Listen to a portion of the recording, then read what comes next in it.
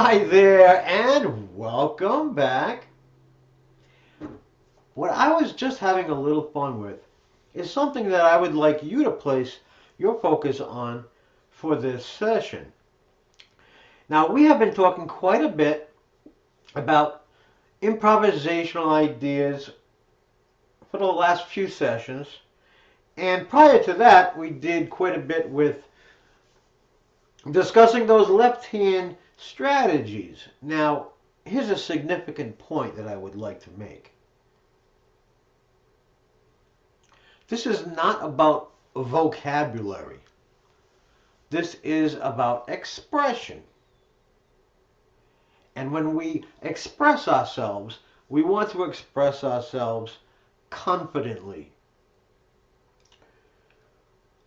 We want to practice confidence. And a way we can do that is to focus on just a few simple ideas, putting them together, establishing a flow, feeling good about what you're doing. That develops more confidence to incorporate even more ideas into your playing. So this is why I think it's so important for you to go all the way back and review these videos over and over again as you develop more and more confidence, more experience, because what you're going to find is that it will be a lot of fun layering these ideas on top of each other. And that doesn't happen overnight. Okay, and it doesn't have to. You can have lots of fun right now in the moment by taking a simplified approach, using a few of the ideas that we've covered. Let's do that in this session, okay? In our last session, we did bring to our attention the triad positions, all right? We focused on gravitating toward that 3 or the 7, all right? Now, what I'd like you to do is to simplify the right hand so that we can establish somewhat of a balance between both hands, okay? Let's take one of those 5-finger positions. As a matter of fact, it was the first one, I believe, that we were introduced to in this series, all right? Using C major 7 as an example, with the right hand, I'm playing the 3, 5, and 7. Okay? So this position itself automatically includes our guide tones. Here they are. Here's the 3, here's the 7. And we have the 5 in the middle, which is certainly a tone that we want to incorporate into our melodies. Okay? We can descend to the 3rd using a neighbor tone. We can ascend to the 7th using a neighbor tone. Or we can simply move directly from one chord tone to another. You have those choices, okay? Let's complement this with a very simple left-hand approach. Let's use 2 techniques. The first technique that we took a look at a while back, playing the root in the bass area, the C, followed by the full chord, the C major 7. And if I'm keeping time, and if you're keeping time, play it really slow, okay? Playing really slowly is conducive to everything coming together nicely. So here we are.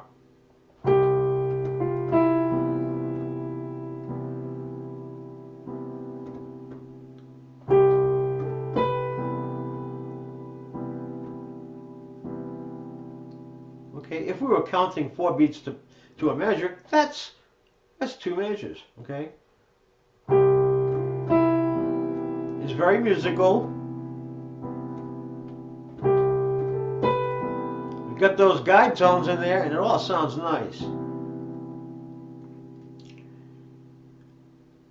The other left hand technique that I would encourage you to focus on is the 1, the root and the bass, the 5 of the chord, the 3 up here,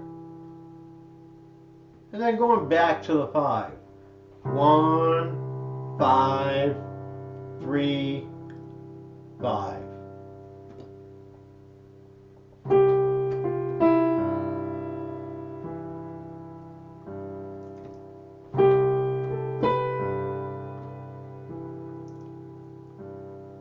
All right, now let's put those two together.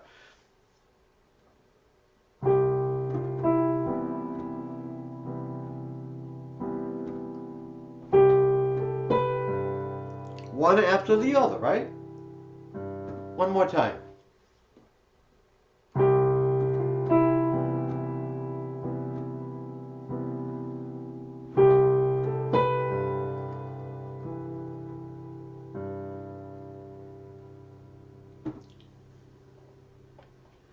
Let's move on to the F major 7, the next chord in the diatonic circle. Here we have the 3, 5, and 7 of the chord.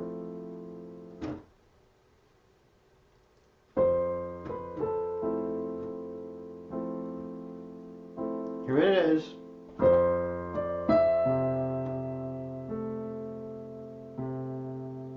You see? So it's a pattern that we have established. And once you familiarize yourself enough with these left-hand techniques, they will become more automatic. You see, the idea right now is to play something consistent. Our left hand, we want it to be consistent because we want it to be grounded, okay? So that our right hand can express itself. So we don't want to be thinking, what am I going to do with the left hand? What am I going to be doing with the right hand? See, we know what we're going to be doing with the left hand.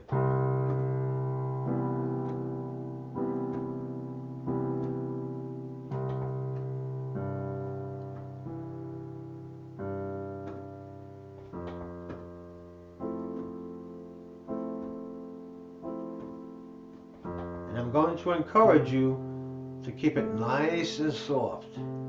Okay? The left hand will serve as a foundation, a platform upon which the right hand, the singer, we could say, our singer, we want this singer to be able to be heard. The right hand is in the spotlight. Okay? Let's go around the circle with this.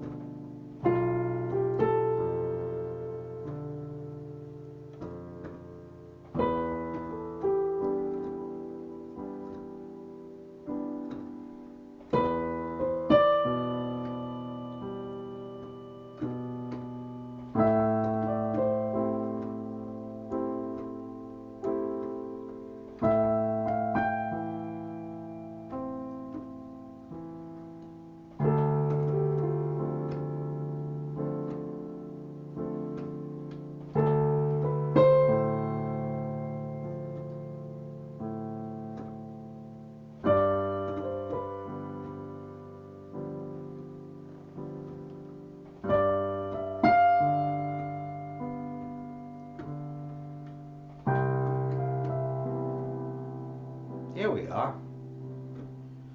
A couple of things. The 7 chord, this B minor 7 flat 5, you'll notice that when we play it way down here and we break it up, if we're not super delicate with it, this can really sound harsh. because we have this tritone down here, 3 whole steps away. Those can be harsh, but if you're delicate with it, it'll be okay. The alternative is to bring it up here an octave.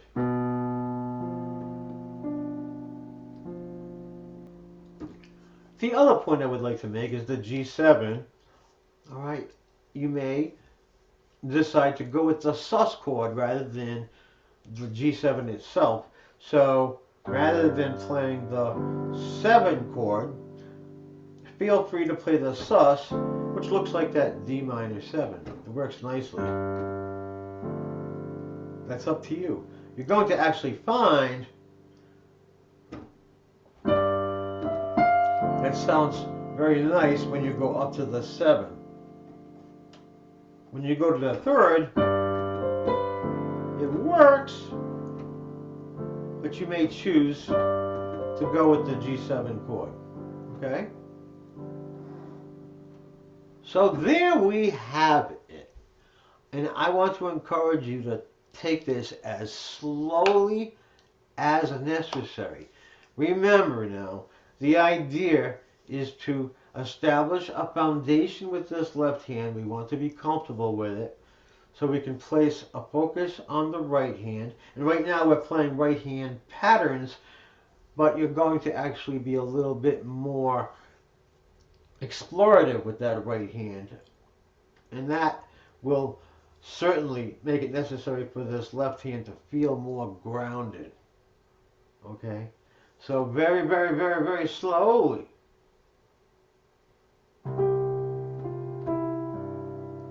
Using that pedal, of course.